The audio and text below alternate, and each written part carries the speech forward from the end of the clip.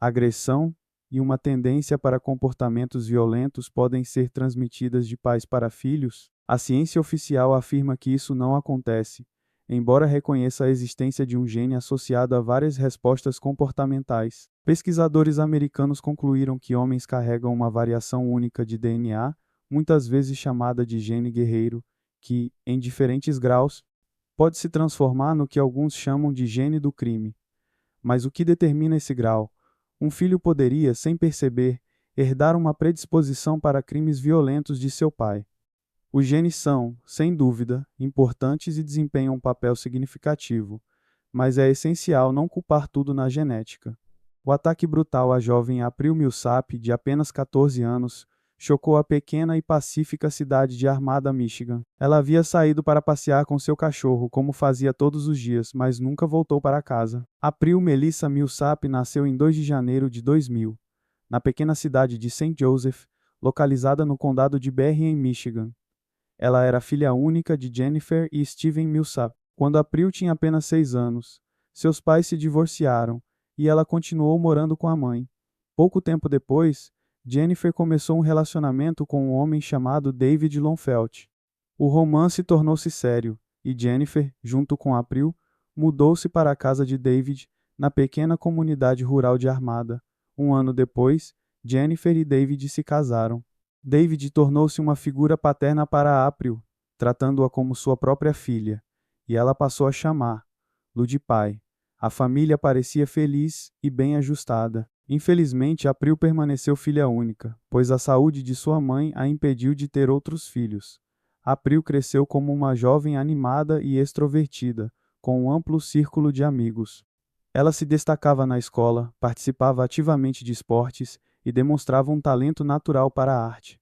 Apesar de seus muitos talentos, sonhava em se tornar veterinária, devido ao seu amor pelos animais. Ela tinha um labrador chamado Penny, e passear com Penny era um ritual diário.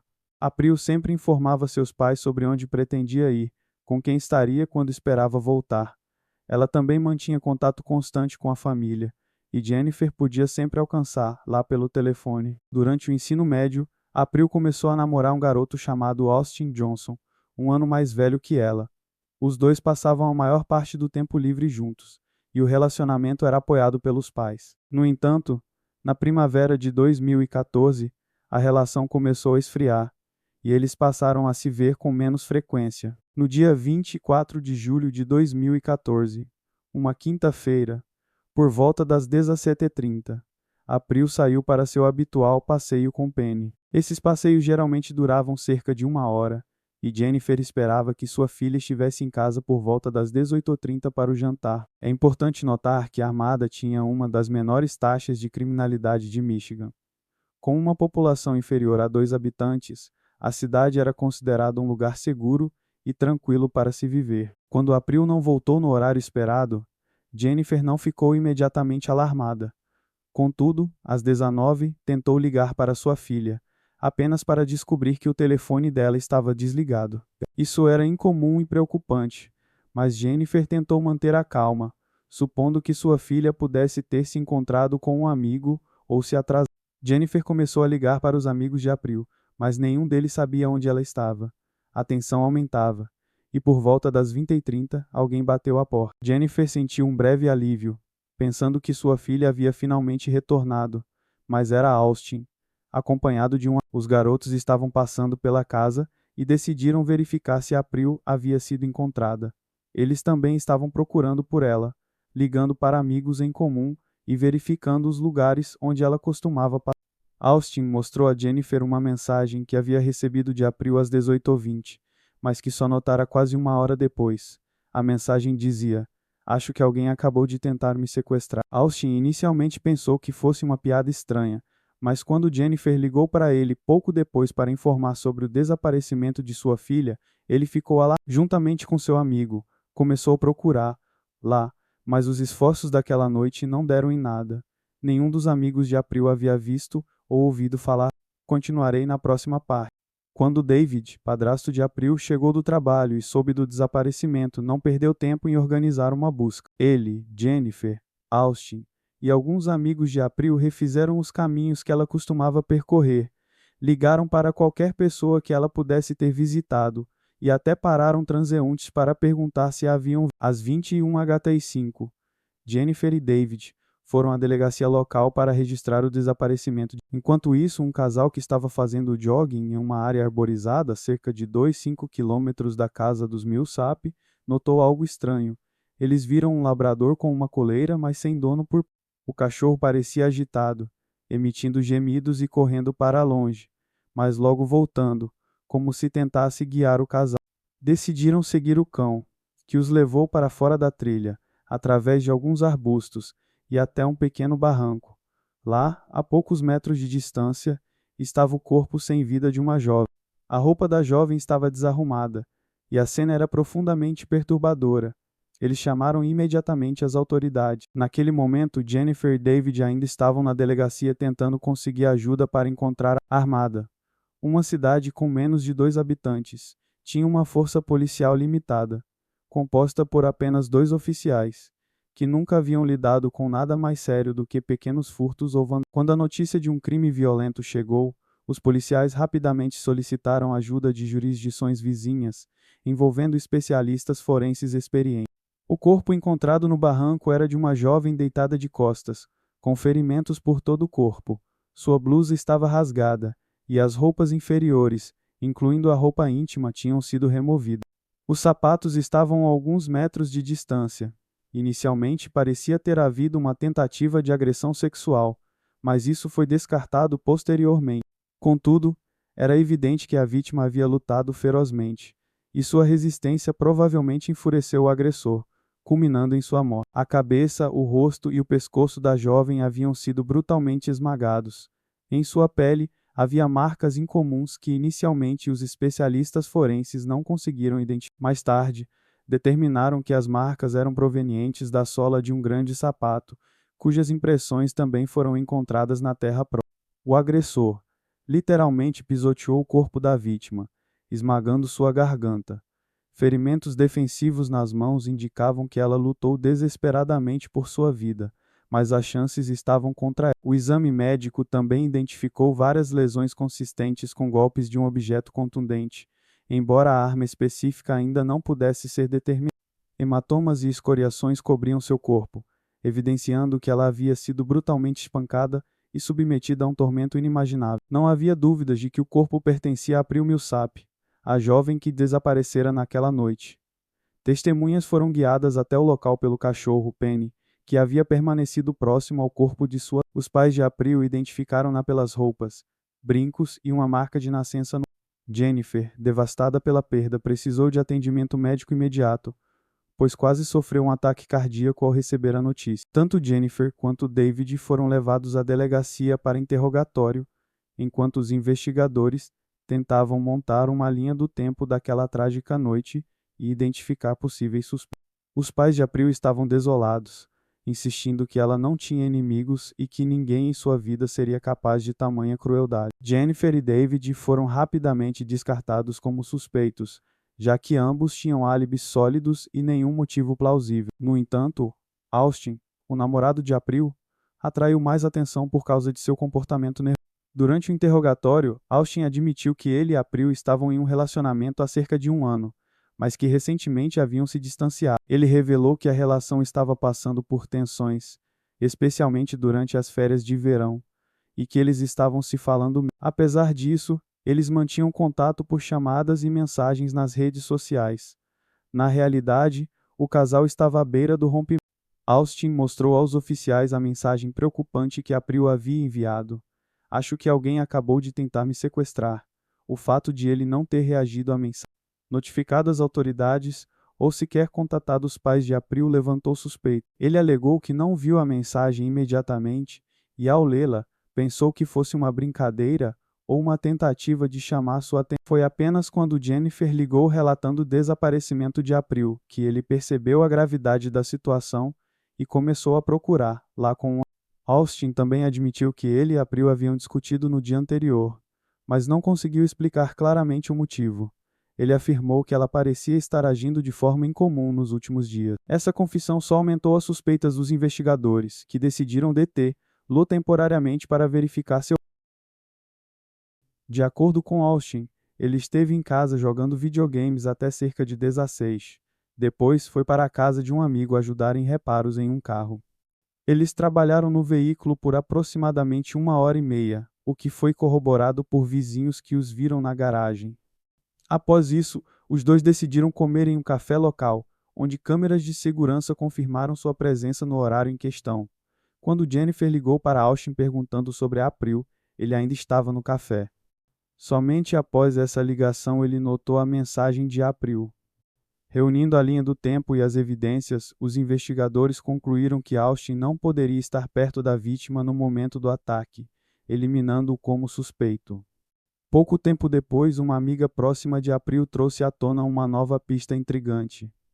Ela mencionou que April recentemente havia passado tempo com um garoto chamado Roger, conhecido por ser problemático na escola e um aspirante a atleta. Segundo a amiga, Roger havia demonstrado interesse romântico em April e expressado ciúmes de seus relacionamentos com outras pessoas. Roger foi imediatamente interrogado e seu telefone foi examinado. As mensagens revelaram trocas frequentes e flertes entre ele e April, sugerindo um possível interesse romântico.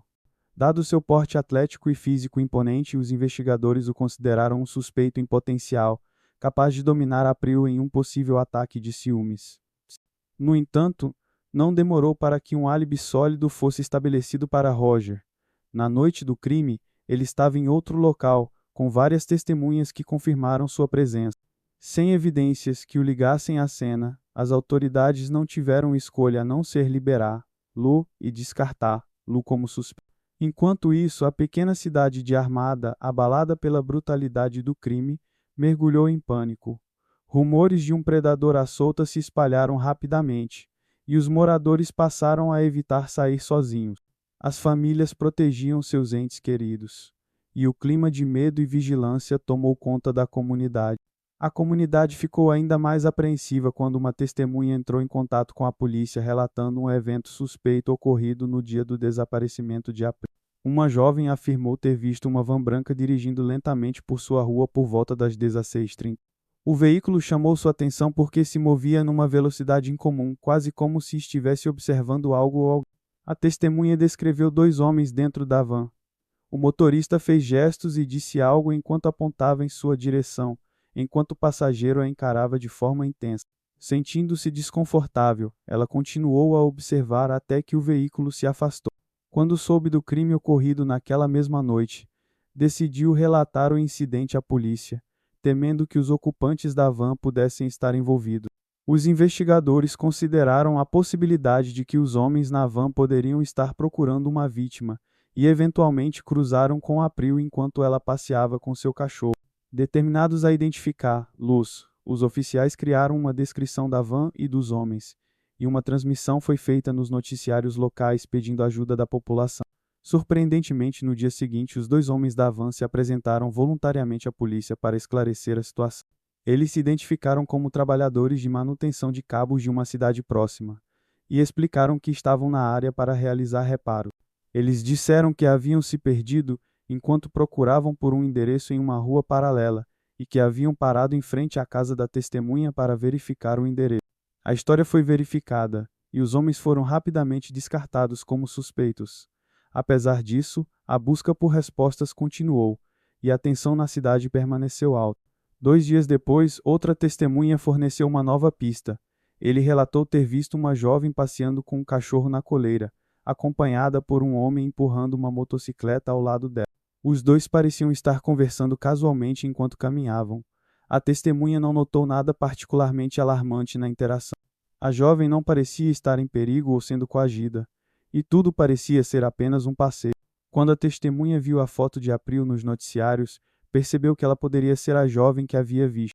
Ele forneceu uma descrição detalhada do homem, suas roupas e uma motocicleta branca e azul distinta, algo que ele nunca havia visto na cidade antes. A descrição foi crucial, pois coincidia com o momento em que April enviou sua mensagem de texto desesperada sobre uma tentativa de sequestro. Graças à descrição da motocicleta, os investigadores localizaram o veículo em 27 de julho, estacionado na frente de uma residência local. O homem que estava com a motocicleta foi detido, mas a testemunha afirmou que ele não era o mesmo homem que havia visto com a. O detido explicou que a motocicleta pertencia a um amigo, um homem chamado James Van Kellis, que vivia em uma cidade próxima, cerca de 32 quilômetros de Armada. No dia seguinte, 28 de julho, os oficiais visitaram a casa de James Van Kellis Jr. para questioná-lo sobre seu paradeiro na noite do crime. James se mostrou calmo e cooperativo, alegando que estava visitando um amigo em Armada naquela noite e passou a noite lá. O amigo confirmou a história, mas a versão parecia inconsistente e pouco convincente. Os investigadores pediram as roupas e calçados que James havia usado naquela noite. Ele entregou um par de tênis, jeans e uma camiseta. No entanto, a análise forense não encontrou evidências incriminatórias nesses itens, e a sola dos tênis não correspondia às marcas deixadas no corpo de April ou na cena do crime. Apesar da ausência de evidências concretas, os oficiais estavam convencidos de que James escondia algo e decidiram investigar mais profundamente seu passado. A investigação revelou detalhes inquietantes sobre o histórico de James Van Kellis Jr. Ele tinha antecedentes criminais envolvendo delitos menores, como furto e posse de substâncias ilegais, além de não pagamento de pensão alimentícia. Embora não tivesse registro de crimes violentos, sua vida familiar oferecia um contraste perturbador. Seu pai, James Van Kellis Sr., tinha um histórico criminal muito mais grave, incluindo sentenças de prisão por agressão e um crime hediondo envolvendo uma menor. O caso mais recente de Van Kellis Sr., que resultou em uma sentença de 10 anos, envolveu violência contra uma jovem. Ele havia sido liberado cerca de um ano antes do assassinato de April e vivia na mesma casa que James Jr. Os investigadores consideraram a possibilidade de que o pai pudesse estar envolvido, mas a testemunha ocular descartou Van Kellis Sr., afirmando que o homem visto com April era muito mais jovem. Quando mostrado uma foto de James Jr., a testemunha o identificou imediatamente como o homem que havia caminhado com April naquela fatídica noite. Uma busca mais detalhada na residência dos Van Kellis revelou uma operação ilegal no porão da casa. James Jr. e seu pai estavam cultivando plantas de maconha com a intenção de vender. Ambos foram presos, o que garantiu que James Jr. não fugisse enquanto as autoridades reuniam mais evidências contra ele. Embora todos os calçados encontrados na casa tenham sido examinados, nenhum deles correspondia às marcas deixadas no corpo de April ou na cena do crime. Os investigadores acreditavam que James Jr. havia descartado o calçado incriminatório. Da mesma forma, sua motocicleta foi encontrada completamente limpa, evidenciando o uso de produtos químicos fortes para eliminar quaisquer vestígios. Nesse momento, uma nova testemunha surgiu. Christine, namorada de James Jr., ela descreveu seu parceiro como um homem cruel e agressivo, propenso a acessos de violência. Christine revelou que ele a havia agredido fisicamente em várias ocasiões e expressou sua crença de que ele era capaz de machucar alguém como April. Segundo Christine, James Jr. tinha um interesse particular por garotas muito mais jovens, um comportamento que refletia as tendências perturbadoras de seu pai. Christine também mencionou um par de tênis que James Jr. gostava especialmente, um modelo preto e branco da marca Jordan. Na noite de 24 de julho, Christine voltou para casa e encontrou James Jr. freneticamente tentando limpar esses tênis. Ele estava claramente irritado por não conseguir removê-los completamente. Ela também percebeu que ele estava lavando sua motocicleta e capacete com produtos químicos de cheiro forte. Após aquela noite, Christine nunca mais viu os tênis, mas conseguiu fornecer fotos dele usando o calçado, tiradas de suas redes sociais. Usando as fotos, a polícia identificou o modelo exato do tênis e obteve um par idêntico para comparação. A análise confirmou que o padrão da sola era consistente com as marcas encontradas no corpo de April. No entanto, essa evidência era considerada circunstancial e insuficiente para levar o caso ao tribunal. Os investigadores precisavam de mais provas para consolidar a acusação. As autoridades apreenderam o computador pessoal de James Jr., e o que encontraram foi profundamente perturbador. O dispositivo continha uma extensa coleção de material explícito ilegal envolvendo menores, armazenado por anos. Isso indicava uma fixação preocupante por adolescentes. Além disso, o histórico de navegação mostrava que ele havia pesquisado como abordar e ganhar a confiança de garotas mais jovens, incluindo técnicas de manipulação emocional. Conversas em redes sociais revelaram interações suspeitas com menores, reforçando um padrão de comportamento inapropriado. A descoberta mais significativa, no entanto, foi o rastreamento do celular de April. Após uma busca extensa, o telefone foi encontrado em um campo, cerca de 800 metros da cena do crime. Embora o aparelho estivesse desligado, ele estava intacto, permitindo que os dados fossem recuperados. Um aplicativo de monitoramento de exercícios instalado no dispositivo forneceu informações cruciais sobre os momentos finais de April. Cerca de 2 minutos antes de enviar sua mensagem para Austin, o ritmo de April acelerou dramaticamente, indicando que ela estava fugindo. Logo após enviar o texto, ela parece ter mudado de direção na tentativa de escapar, mas seus movimentos cessaram abruptamente no local onde ocorreu o ataque. 15 minutos depois, o telefone registrou uma aceleração repentina de aproximadamente 50 km/h, indicando que o agressor havia levado o aparelho em sua motocicleta antes de descartá-lo. A análise das torres de celular revelou que o telefone de James Jr. esteve na mesma área na hora do crime, contradizendo completamente seu álibi. Essas evidências, combinadas com os achados no computador e os relatos de testemunhas, foram suficientes para formalizar as acusações contra ele. Durante o julgamento, a defesa argumentou que todas as provas eram circunstanciais. Não havia DNA de James Jr. no corpo de April ou na cena do crime, e nenhum vestígio dela foi encontrado em seus pertences. James alegou que havia limpado sua motocicleta e capacete devido a manchas de óleo, e afirmou que os tênis incriminatórios haviam sido descartados meses antes porque estavam rasgados. Ele permaneceu inflexível em sua inocência, recusando-se a cooperar. O júri, no entanto, foi convencido pela quantidade esmagadora de evidências circunstanciais. Após uma deliberação breve, James Van Callis Jr. foi considerado culpado do assassinato brutal de April Millsap, bem como de tentativa de sequestro e agressão. No verão de 2016, ele foi sentenciado à prisão perpétua, sem possibilidade de liberdade condicional. James Jr. continua a manter sua inocência até hoje, mas as marcas que sua violência deixou em April e em sua família permanecem inesquecíveis.